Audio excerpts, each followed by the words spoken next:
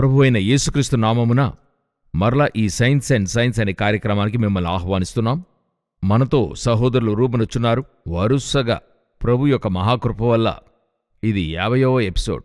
అంటే ఇది 1 చేయగలమా, 2 చేయగలమా, 10 చేయగలమా అని యోచించాం. అయితే 50 ఎపిసోడ్లు ప్రభువు నడిపించాడు. ప్రభువుకే మహిమ, సకల స్తుతి ఘనమహిమ ఆయనొక్కరికే. రండి, ఈ 50వ ఎపిసోడ్లో బ్రదర్ మనకి ఏం చెప్పబోతున్నారో, ఏ ప్రశ్న ఏ బదులు అనేది మనం చూద్దాం.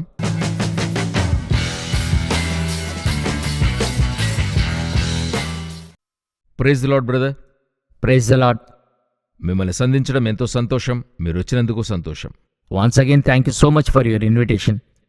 తర్వాత ఈ కమెంట్స్ అన్ని కూడా చూస్తున్నారా మీరు? అవునండి, రెగ్యులర్గా చూస్తా. అవి ఏమన్నా మిమ్మల్ని బాధిస్తున్నాయా? ఎంతో బాధించినట్టుగా ఏం తెలియలేదు, అంతగా బాధించినట్టు తెలియలే. ఎంకరేజ్ చేసిందా? ఎంకరేజ్ చేసింది చాలా. అవునా? ఎవరన్నా నెగటివ్గా వేస్తే మిమ్మల్ని అది బాధిస్తుందా? అంతగా నన్ను బాధించింది లేదు, అంతగా చెప్పేదిగా ఏం లేదు. నేను నా యొక్క మెసేజ్లో ఎటువంటి ఒక కమెంటు వేయను. ఏంటి కారణమంటే, ఆ కమెంట్ మనల్ని ఎంకరేజ్ చేసే విధంగా ఉంటుంది, మరో లెవెల్కి తీసుకెళ్లేదిగా ఉంటుంది. అనేక యూస్ఫుల్ కమెంట్స్ పెడుతుంటారు, అవన్నీ ఓకేనే. అదే సమయంలో ఆ కమెంటు నన్ను ఎంకరేజ్ చేసే కొలది ఎక్కడో ఒక అతిశయం తెస్తుందనే ఒక భయం కూడా ఉంటుంది. కొన్ని కమెంట్లు మన కొరతలను తెలియజేస్తారు, అది మనల్ని దిద్దుకోవడానికి కారణంగా ఉంటుంది. అదే సమయంలో ఎక్కడ ఆ కమెంట్ మనల్ని బాగా హర్ట్ చేస్తుంది అనే ఒక ఆలోచన కూడా వస్తుంది. అందువల్ల ఏదైనా దేవుని చేతికిచ్చేద్దామని ఆఫ్ చేస్తాను. నేనెందుకు ఈ ప్రశ్న అడిగానంటే, అనేక మంది దీనివల్ల ఎంతో ప్రయోజనకరంగా ఉందని తెలియజేస్తూ ఉన్నారు. కొందరు చూసినట్లయితే ఈ మెసేజ్ ఏంటనేదే వినకుండా ఉంటారు. వాళ్ళకి మన జుట్టు దూకోవడం ముఖ్యం, మనం వేసుకున్న చొక్కా ముఖ్యము. వారి యొక్క ఇదే ఆ లెవెల్లో ఉంటుంది. అటువంటిదేదన్నా మిమ్మల్ని బాధించిందని అడుగుతున్నా. అలా అటువంటివి బాధించలేదు. మీరు చెప్పిన పాయింట్ నిజం. ఆ మినిస్ట్రీస్ అవి జరిగిస్తున్నప్పుడు, ఆ మంచి కమెంట్స్ వేస్తున్నప్పుడు మనకు ఒకలాగా ఒక ఉత్తేజానికి ఛాన్స్ ఉంది. కానీ గాడ్స్ గ్రేస్లో అది ఓవర్కమ్ చేయడానికి గాడ్ హెల్ప్ చేశాడు. అవును, మోస చేత వెండిని, కొలిమి చేత బంగారును, కీర్తి చేత నరుని పరిశోధింపవచ్చు. వెండిని వేసినట్లు కాదు, ఇబ్బంది కొలిమిలో నేను పరీక్షించి తిని అనే వాక్యం ఉంది కదా, రెండిటికి ఉపయోగించిన మాట. రెండిటికి ఓకే. మోస చేత వెండిని, కొలిమి చేత బంగారును. అప్పుడు ఒక కీర్తి అన్నది ఒక గొప్ప శ్రమ నుండి తరలి వచ్చే విషయమై ఉంది. ఒక గొప్ప విషయమే అది. అందువల్ల మ్యాక్సిమం ఇటువంటి విషయాలు చూడకపోవడం అవుతుంది. అయితే మన ప్రోగ్రాంకి కమెంట్ ఎంతో ముఖ్యం. ఎందుకంటే ప్రశ్నలు అందులో నుండి వస్తున్నాయి, ఎంతోమంది డౌట్స్ అందులో నుండే చెప్పుకుంటూ ఉన్నాం. చాలా సంతోషం. ఈరోజు దేని గురించి చెప్పుకుంటున్నామో మాట్లాడబోతున్నాం బ్రదర్. మంచిదండి. సో ఈరోజు మనం ఏం చూడబోతున్నామంటే, లాస్ట్ ఎపిసోడ్ నేను యూజువల్గా ఎప్పుడు చెప్తుంటాను, ఈ ఎపిసోడ్స్ చూస్తే కోర్సు లేక మాడ్యూల్స్ లాగా ఉంటాయి. సీరియస్ అయిన వ్యూవర్స్ సీక్వెన్స్గా చూడటము ఎంతో అడ్వైజబుల్. లాస్ట్ ఎపిసోడ్లో మీరు చెప్పారు, ఒక ఫౌండేషన్ మీద నుంచుని ఈ సైంటిఫిక్ ఎథిజం ప్రమోట్ చేసేవాళ్ళు ఏమంటున్నారు, ఆ ఫౌండేషన్ లేదని చెప్తున్నారు. మనం గత ఎపిసోడ్ ముగింపులో దాని గురించి చెప్పుకున్నాం. అవును, మీరు ఒక మంచి కంక్లూషన్ లాస్ట్ టైం ఇచ్చారు. అది బేసిస్గా ఉంచే ఇప్పుడు చూడబోతున్నాం. సో దీనికి ఉదాహరణగా మనం తీసుకున్నది మ్యాథమెటిక్స్. ఓకే. లెక్కలు. ఓకే. ఇప్పుడు ఒక స్కూల్ స్టూడెంట్నో కాలేజ్ స్టూడెంట్నో అడిగితే వాళ్ళు ఏం చెప్తారు, మ్యాథమెటిక్స్ అన్నది ఒక సబ్జెక్ట్. వాళ్ళ లైఫ్కి అది సబ్జెక్ట్, పాస్ చేయాలి దాన్ని ఎలాగైనా. అందులో పోరాడి పాస్ అవుతారు. ఎస్పెషల్లీ ఇంజనీరింగ్లో చూస్తే M2, M4, M3 mathematics papers అన్నీ 1, 2, 3, 4 అని ఉంటాయి. అందులో చాలామంది ఫెయిల్ అవుతారు. ఓకే. సో వాళ్ళ మట్టుకైతే యూజువల్గా ఒక స్కూల్ లెవెల్ లేక కాలేజీలో ఒక అందులకు నామినల్గా ఉన్న స్టూడెంట్ని అడిగితే ఏమంటారు, మ్యాథమెటిక్స్ ఒక సబ్జెక్ట్, ఎలా ఫిజిక్స్ కెమిస్ట్రీ ఉందో అలా సబ్జెక్ట్ అంటారు. యాక్చువల్గా కొంత యాప్టిట్యూడ్లో స్ట్రాంగ్గా ఉన్నవాళ్ళు, బాగా థింక్ చేసేవాళ్ళు ఏమంటారంటే, మ్యాథమెటిక్స్ ఒక సబ్జెక్ట్ కాదు, ఓకే, దానికి పైన అది వేరుగా ఒక సబ్జెక్ట్ అని అందులో పెట్టేయలేం మనం. అవును, మ్యాథమెటిక్స్ లేకుండా సైన్సో టెక్నాలజీ ఏదీ లేదు. నాకు బాగా జ్ఞాపకం ఉంది, మీరు కొన్ని ఎపిసోడ్స్ క్రితము ఇదే వర్డ్ యూజ్ చేశారు మీరు. ఏది తీసుకున్నా మ్యాథ్సే దాని బేస్ అనేది చూస్తాం. అవును, మ్యాథమెటిక్సే ఫౌండేషన్. ఫర్ ఎగ్జాంపుల్, ప్రపంచాన్ని అర్థం చేసుకోవడానికి మ్యాథమెటిక్సే ఒక టూల్. లోకము నేను చెప్పేది మనుషులు అలా చెప్పడం లేదు, ఎలా నేచర్ ఫంక్షన్ అవుతుంది, ఒక కాస్మోస్ ఎలా ఫంక్షన్ అవుతుంది, ప్రపంచం ఎలా ఫంక్షన్ అవుతుంది, ఇవన్నీ క్లైమేట్ ఫంక్షన్ ఎలా, ఇవన్నీ కూడా అర్థం చేసుకోవడానికి ఒక టూలే మ్యాథమెటిక్స్. ప్రకృతిని గురించి మనం తెలుసుకునే విషయంలో ఈ లెక్కలన్నది మనకి ఆయుధంగా ఉంది. లెక్కలతోనే మనము అర్థం చేసుకోగలం. ఫర్ ఎగ్జాంపుల్ ఒకరికి కళ్ళు కనపడలేదు అనుకోండి, కళ్ళజోడించుకుంటున్నాడు. ఆఫ్థమాలజీ సంబంధించిన ఒక ప్రోడక్ట్ మాత్రమే కాదు, లోకంలో దేని చూడాలనుకున్నా కళ్ళజోడుతోనే చూసుకోగలడు. ఓకే, కళ్ళు కనపడటానికి కళ్ళజోడేసుకుంటాం, బట్ ఈ కళ్ళజోడి లోకాన్ని చూడటానికి ఉపయోగపడుతుంది. యూస్ అవుతుంది. ఓకే. అటువంటి ఒక విషయమే మ్యాథమెటిక్స్. ఓకే. ఈ మ్యాథమెటిక్స్ అన్నది ఒక అద్భుతమైన విషయం. ఒక సెకండ్ల తలను తిప్పేస్తుంది. అంత అద్భుతమైన ఒక విషయమే మ్యాథమెటిక్స్. నాకు ఆశ్చర్యంతో చుట్టదు, సబ్జెక్ట్ చూస్తేనే చూడుతుంది. ఈనాటికి చాలామందితో చెప్తాను, అయ్యో ఈ మ్యాథ్స్ ఉందే. ప్యూర్ సైన్స్ తీసుకునేవాళ్ళు ఉన్నారు +1లో, ఎందుకంటే మ్యాథ్స్కి భయపడి తీసుకునేవాళ్ళు ఉంటారు. సబ్జెక్టుగా చెప్తున్నాను నేను. మీరు చెప్పేది పెద్ద విషయము, ఆశ్చర్యమంటే అది అర్థమై ఇలాగుందా అనేదే కదా మీరు చెప్తున్నారు. అవును, వాళ్ళ తలే తిప్పుతుంది, ఏంట్రా ఇలాగుంది అనేటువంటిదిగా. రోలర్ కోస్టర్ కింద నుంచి వెళ్ళి చూస్తే తల చూడుతోంది, ఏంటి ఇలాగెళ్తుందని. ఆ విధంగానే కదా మీరు చెప్తున్నారు. అవునండి.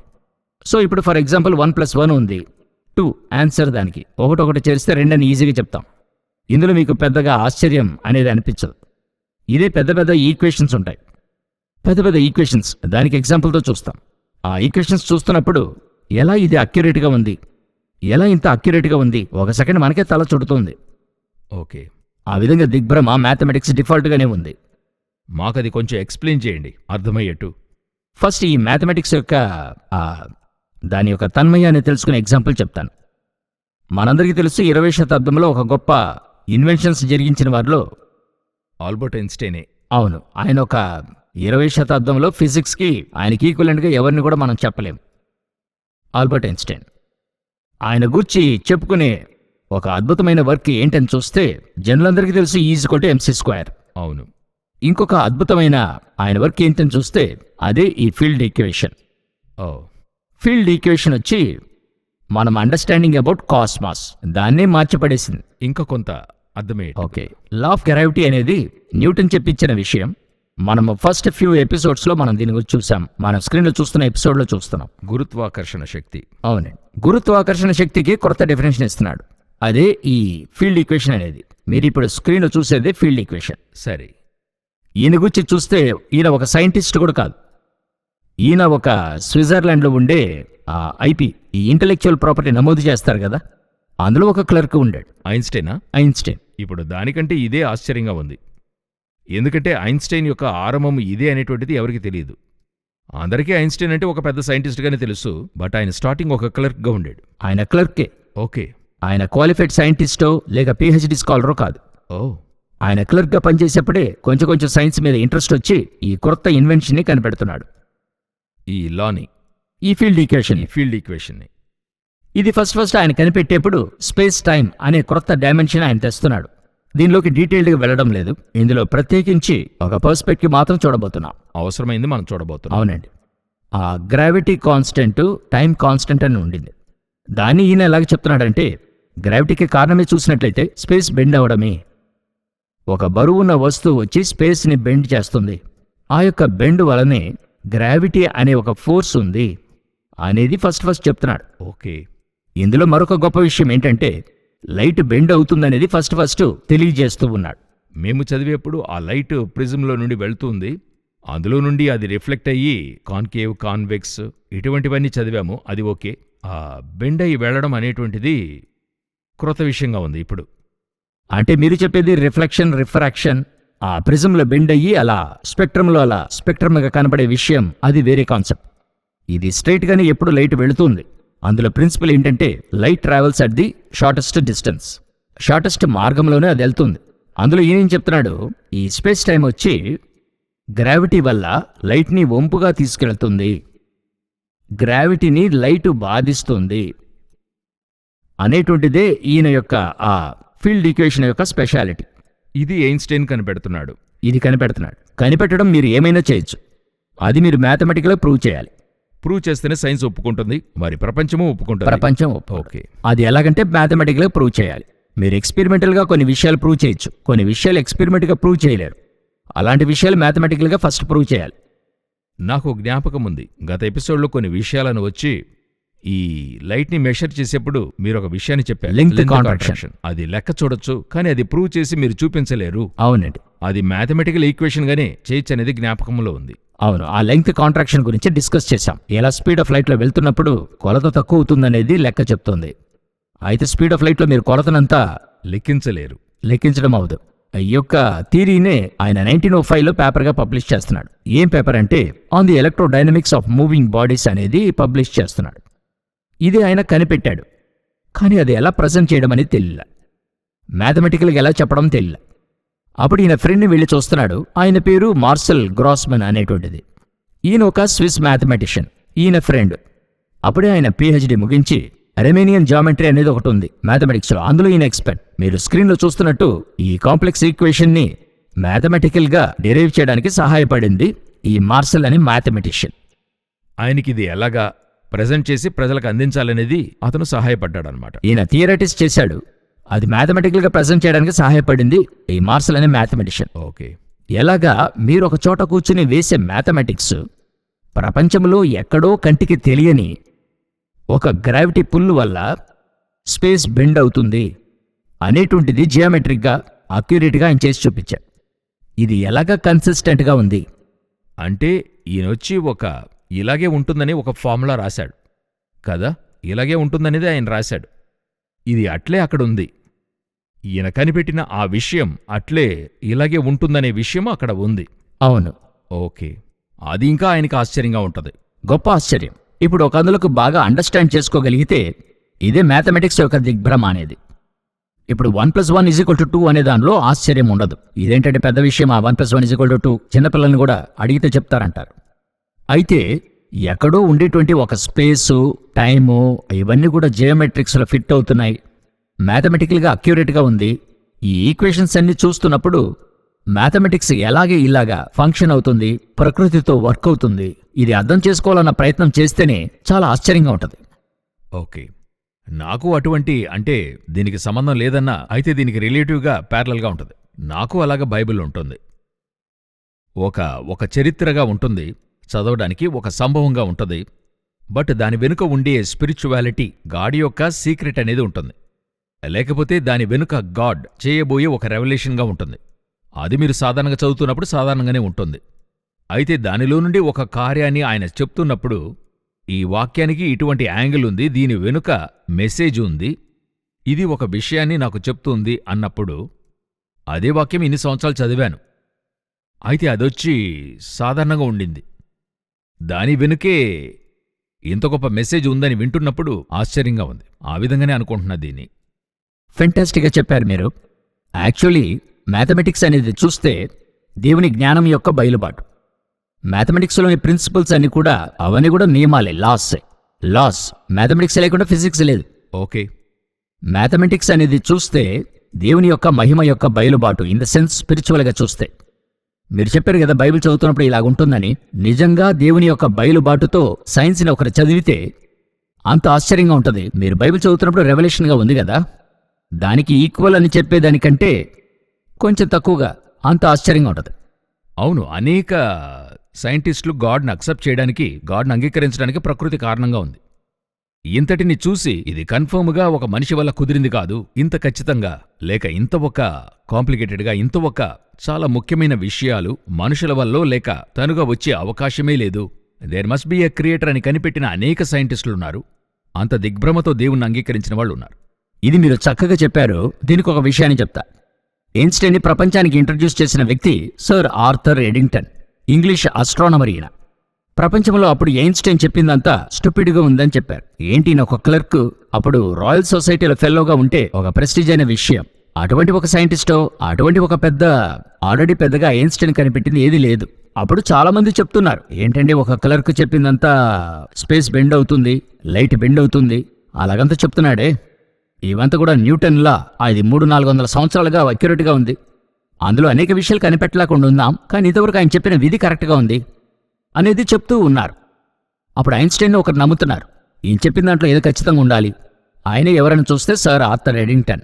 దీన్ని బేస్ చేసి BBC వాళ్ళు ఒక ఫిల్మే తీశారు 2008లో, ఐన్స్టైన్ అండ్ ఎడింగ్టన్ అని. అప్పుడు ఈ ఎడింగ్టన్ ఏం చేస్తున్నాడు, ఒక సోలార్ ఎక్లిప్స్ కొన్ని రోజుల్లో వస్తుంది. ఈ సోలార్ ఎక్లిప్స్ వస్తున్నప్పుడు సూర్యుని దగ్గర నేను ఫోటో తీస్తా. ఈయన క్యాల్కులేట్ చేసేది ఐన్స్టైన్ ఫీల్డ్ ఈక్వేషన్ ప్రకారం ఒకవేళ కరెక్ట్గా ఉంటే లైటు గ్రావిటీ వల్ల బెండ్ అవుతున్న పక్షమున ఈ విధంగా ఇమేజ్ ఉంటుంది అని ఈయన ప్రెడిక్షన్ చేస్తున్నాడు. As we look at the eclipsed sun through the giant telescope, it will be directly in the middle of the Hyades star cluster. We'll take photographs of these stars during the 5 minutes of eclipse and then compare them to photographs taken of the same stars at night. One photographic plate on top of another. Are the stars in the same place or different? If they are different, then we will know that starlight is bent by the sun. Einstein says that time is not the same for all of us, but different. Very hard to conceive of such separate views. In this man's work, in the beautiful complexity of the new universe he has shown us, I, for one, have no doubt.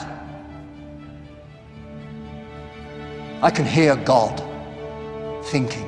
ఈయనే ఫస్ట్గా వెళ్ళి shoot చేసి Einstein చెప్పింది correct, Einstein యొక్క equation correct అని ప్రపంచానికి, ఐన్స్టైన్ని ఇంత పెద్ద సైంటిస్ట్గా ప్రపంచానికి తెలియజేసిన మొదటి వ్యక్తి ఈయనే.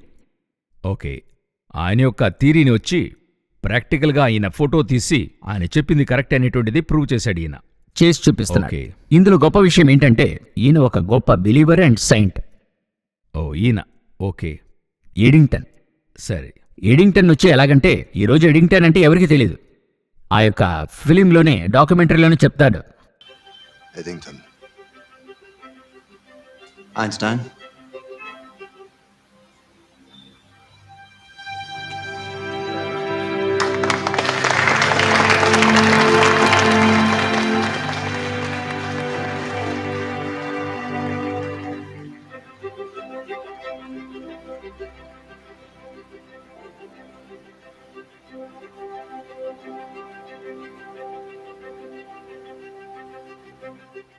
ఈరోజు ఎడింగ్టన్ యొక్క వర్క్స్ చాలా మరుగైపోయాయి.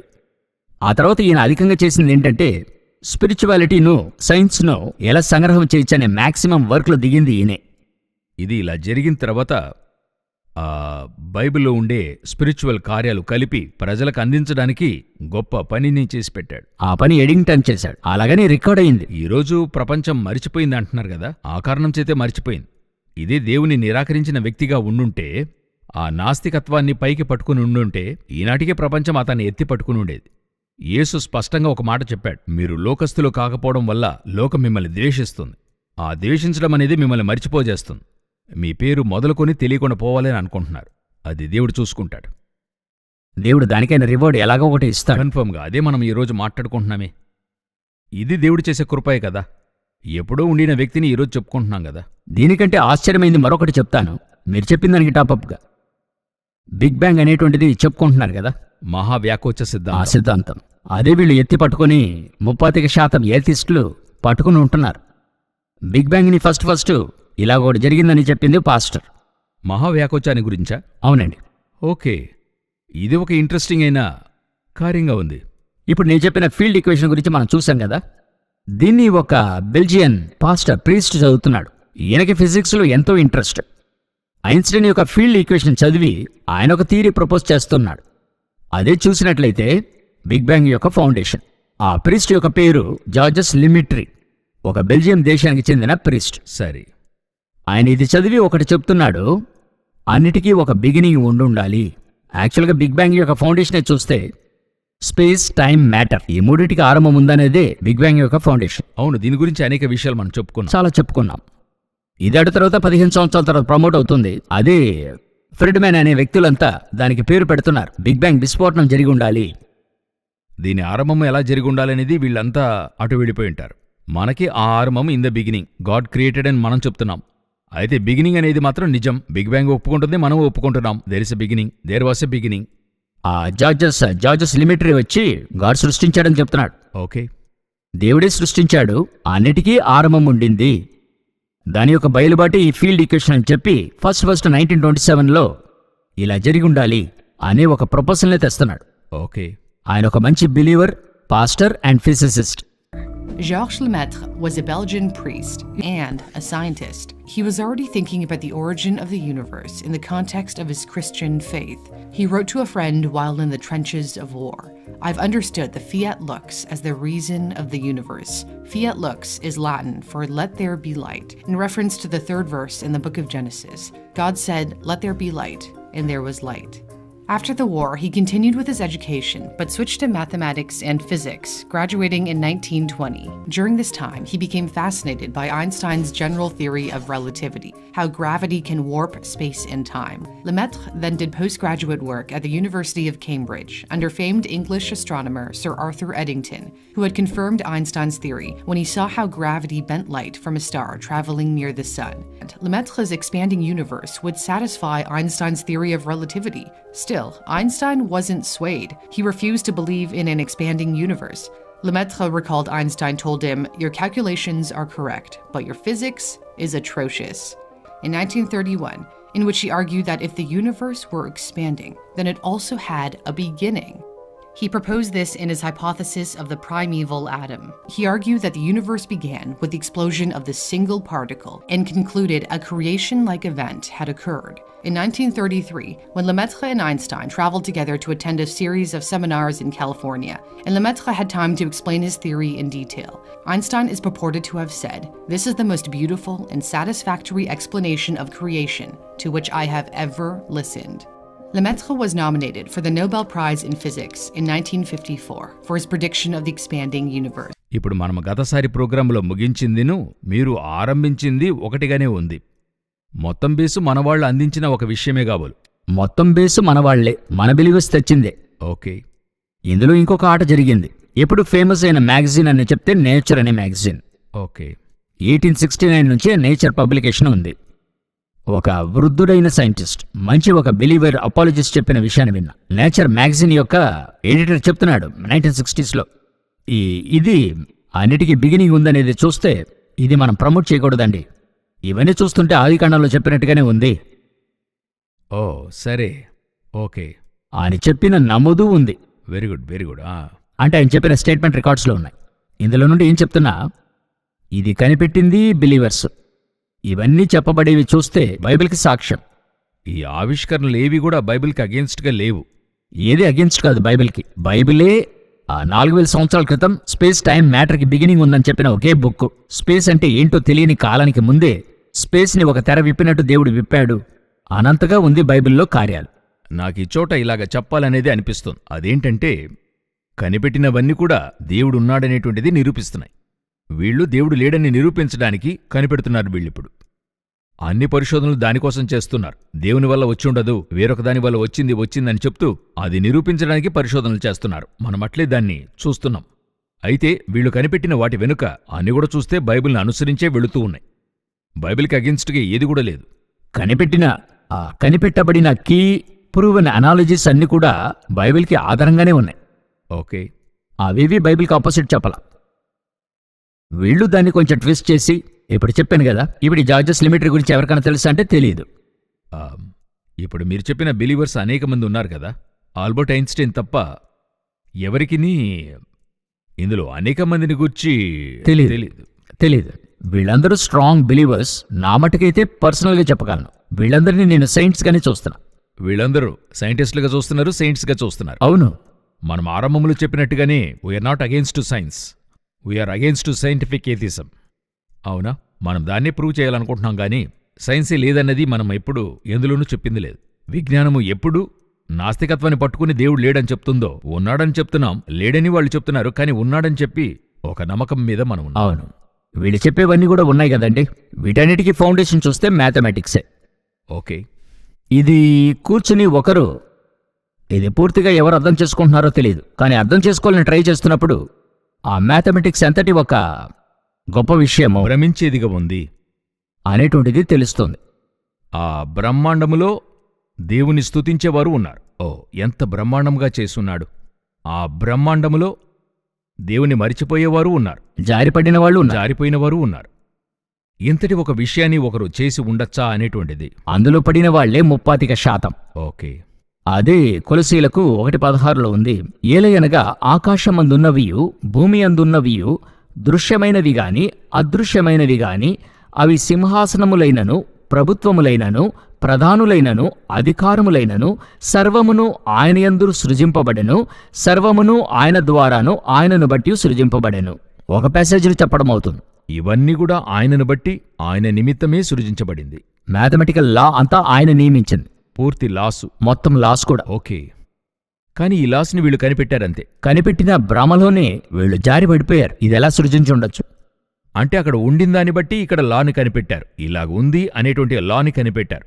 కానీ వీళ్ళు లా రాయకముందే అక్కడ ఉంది. వీళ్ళు రాసి ఆ బ్రహ్మాండాన్ని చూసి దేవుణ్ణి మర్చిపోయారు. ఎంతటి విషయాన్ని నేను కనిపెట్టాను చూసారా? అలాంటిది మీరు ఆరంభంలో చెప్పారు కదా, ఈ ప్రైడ్ వస్తుందనేది. ఒక నలుగురు చెప్పిన వెంటనే ఒక మనిషికి ప్రైడ్ వస్తుందంటున్నారు కదా, అందులో జారిపడిన వాళ్ళే వీళ్ళందరూ. కొన్నిసార్లు ఇంటికి నాన్ని చూడటానికి ఎవరైనా వస్తారు. వచ్చేప్పుడు పిల్లలకి బొమ్మలు తెస్తారు. వాళ్ళు ఎందుకు తెస్తారంటే బొమ్మలు తెచ్చిన వెంటనే పరిగెత్తుకొచ్చి చూస్తారని చెప్పి. ఆ బొమ్మను తీసుకునే సంతోషంలో వారిని మర్చిపోతారు. పిల్లల్ని చూసారా? వారెళ్ళి రూంలో కూర్చుని బొమ్మతో ఆడుతూ ఉంటారు. వెళ్ళేప్పుడు పిలుస్తారు, వాళ్ళు రారు, బొమ్మతోనే ఉంటారు. ఆ విధంగా వీళ్ళు ఈ లాసని చూసి దేవుని దగ్గర పొందుకుని ఆ తర్వాత ఆయన్ని మర్చిపోయారు. అలాగున్నాడనేటువంటి ఒక ఇది మీరు చెప్పినట్టు వాళ్ళు జారి పడిపోయారు. ఒక పర్ఫెక్ట్ ఎగ్జాంపుల్ మీరు చెప్పారు. అంటే గాడ్ ఒక విషయాన్ని, కంటికి తెలిసే విషయాన్ని సృష్టించాడు. ఇవన్నీ మైండ్ ఒకందులకు అర్థం చేసుకోగలదు. మ్యాథమెటిక్స్ లా ఆయన ఎలా నియమించాడు? ఆయన డిక్టేట్ చేసి డిఫైన్ చేశాడా, లేక దానికి ఏం చేశాడు? ఇది మన మైండ్కి మించిన విషయం. ఇదే మనము కీర్తనలు 139:6 చదువుతున్నాం. ఇట్టి తెలివి నాకు మించినది, అది అగోచరము, అది నాకు అందదు. అది చాలా ఆశ్చర్యం. అది మన జ్ఞానం చేత అర్థం చేసుకోలేము. ఎందుకంటే వెంటనే వీళ్ళు అంటుంటారు, అదేంటండి దేవుణ్ణి అర్థం చేసుకోలేరు అంటారు. ఒకరు ఒక లా ఒక విషయాన్ని చూసి రాశాడు, కనిపెట్టి రాశాడు. ఆ లాని ఆయన చెప్పేంతవరకు ఎవరు అర్థం చేసుకోలేకపోయారు కదా. ఇందులో ఒక గొప్ప ఆశ్చర్యమైన విషయం ఏంటని అడిగినట్లయితే, ఇన్ని లాస్ కూడా రాసిపెట్టి కనిపెట్టిన వాళ్లకే ఇంత ఉందంటే అది ఎలాగా రాశాడు, ఏం రాశాడు? ఎందుకంటే వీళ్ళు ఏదో ఒకటి చూసే రాశారు. గురుత్వాకర్షణ శక్తి, సర్ ఐసాక్ న్యూటనే కానివ్వండి, అది కింద పడింది, అలా పడింది, అది ఒక లా. ఆ లాని ఈయన థియరిటికల్గా తెస్తున్నాడు కదా, అది అక్కడ ప్రాక్టికల్గా ఉంది. ఈ ప్రాక్టికల్ బట్టే కదా థియరీ వచ్చింది. థియరీ రాసిన ఆయన గురించే ఇంత భ్రమించి ఈయనకి పట్టం ఇచ్చి నోబెల్ ప్రైజ్ అంతా కూడా ఇస్తున్నామే. అదొకరు ప్రాక్టికల్గా డిజైన్ చేసి ఒకరు ఉంచారు. ఆ లాని ఎలాగ డిజైన్ చేశాడు? ఆయన మాట్లాడటం వల్ల అలా వచ్చిందా, లేక ఆయన కూర్చుని గీశాడా? ఇవన్నీ మన జ్ఞానానికి మించిన విషయంగా ఉన్నాయి. నిజంగానే ఎప్పుడు కూడా ఒక మాట చెప్తుంటాను, ఈ దేవుని నేను దేవునిగా కలిగి ఉండటానికి నేనెంతో భాగ్యవంతుణ్ణి. అది అర్థం చేసుకునే స్థాయికి అదే చెప్తున్నా. మొదటిగా ఈయన ఇలా చేశాడనేటువంటిది ఈయన మొదటిగా తెలియజేస్తున్నాడు కదా. ఆయన తెలిస్తేనే కదా ఆయన చేసింది తెలుస్తుంది. చాలా సంతోషం బ్రదర్, ఈ కార్యాలన్నీ కూడా మీరు ఎక్స్ప్లెయిన్ చేశారు. ఈరోజు డీప్ అయిన ఎంతో టఫ్ అయిన విషయమే. నేను చూసే వాళ్ళకి చెప్తున్నాను, ముందుగానే చాలామంది స్టూడెంట్స్ అందరూ కూడా యూస్ఫుల్గా ఉందంటున్నారు, కమెంట్ వేస్తున్నారు. కొంతమంది అర్థం చేసుకోవడానికి కష్టంగా ఉందంటున్నారు. కొంచెం దేవుని యొక్క సృష్టి కార్యంలో మరొక యాంగిల్లో మీరు చూస్తున్నారు. కొంత మీరు ధ్యానించి లేక ఈ ప్రోగ్రాం 2-3 సార్లు చూడండి, ఈజీగా అర్థమవుతుంది. దేవుని చిత్తమైతే మనం ఏం చేయబోతున్నాం, మరొక ఎపిసోడ్లో మరిన్ని కొన్ని విషయాలు మనం ధ్యానించబోతున్నాము. ఎప్పట్లాగనే ఒక విషయం, బ్రదర్ యొక్క ప్రోగ్రాం వాయిస్ ఆఫ్ బైబిల్ అని చెప్పి ఆ ఛానల్లో వస్తుంది, చూడండి. మరి వీటి యొక్క బ్యాక్లాగ్స్ మీరు HLM తెలుగులో మీరు ఇవన్నీ చూడొచ్చు.